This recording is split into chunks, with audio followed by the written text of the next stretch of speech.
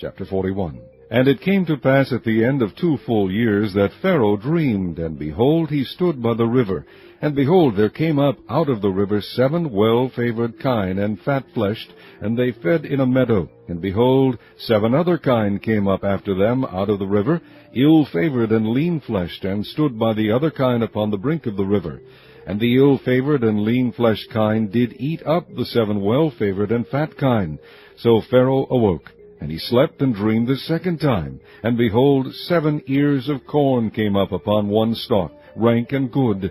And behold, 7 thin ears, and blasted with the east wind, sprung up after them. And the 7 thin ears devoured the 7 rank and full ears. And Pharaoh awoke, and behold, it was a dream.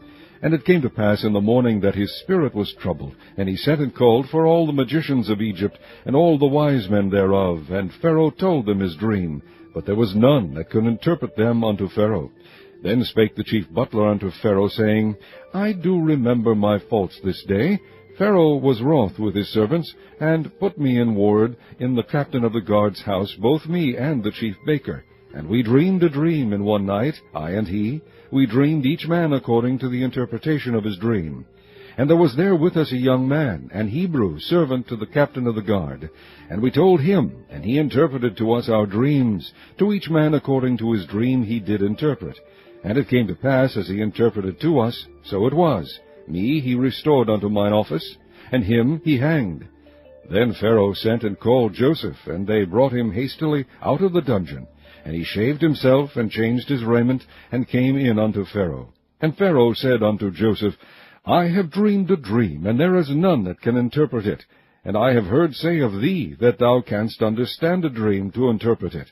And Joseph answered Pharaoh, saying, It is not in me. God shall give Pharaoh an answer of peace.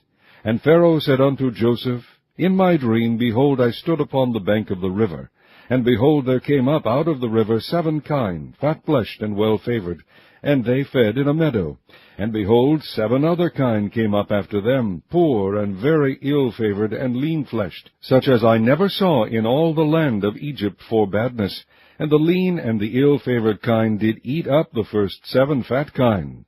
And when they had eaten them up, it could not be known that they had eaten them, but they were still ill-favored as at the beginning. So I awoke. And I saw in my dream, and behold, 7 ears came up in one stalk, full and good. And behold, 7 ears withered, thin, and blasted with the east wind, sprung up after them. And the thin ears devoured the 7 good ears. And I told this unto the magicians, but there was none that could declare it to me. And Joseph said unto Pharaoh, The dream of Pharaoh is one. God hath shewed Pharaoh what he is about to do. The 7 good kine are 7 years, and the 7 good ears are 7 years. The dream is one. And the 7 thin and ill-favored kine that came up after them are 7 years, and the 7 empty ears blasted with the east wind shall be 7 years of famine. This is the thing which I have spoken unto Pharaoh. What God is about to do he sheweth unto Pharaoh. Behold, there come 7 years of great plenty throughout all the land of Egypt. And there shall arise after them 7 years of famine, and all the plenty shall be forgotten in the land of Egypt, and the famine shall consume the land, and the plenty shall not be known in the land by reason of that famine following, for it shall be very grievous. And for that the dream was doubled unto Pharaoh twice. It is because the thing is established by God, and God will shortly bring it to pass.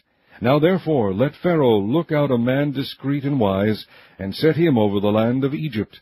Let Pharaoh do this, and let him appoint officers over the land, and take up the 5th part of the land of Egypt in the 7 plenteous years. And let them gather all the food of those good years that come, and lay up corn under the hand of Pharaoh, and let them keep food in the cities. And that food shall be for store to the land against the 7 years of famine, which shall be in the land of Egypt, that the land perish not through the famine. And the thing was good in the eyes of Pharaoh, and in the eyes of all his servants.